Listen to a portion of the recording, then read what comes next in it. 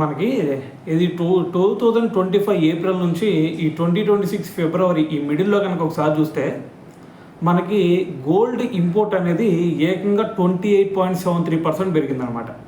So మరి దీని value మొత్తం కూడా మరి ఇంత పెరిగింది కాబయ్యా, మరి దీని వాల్యూ ఎంత ఉండొచ్చు అనేది కనుక ఒకసారి చూస్తే ఏకంగా 6.5 లక్షల కోట్లు అని చెప్పేసి ప్రస్తుతం తెలుస్తూ ఉంది.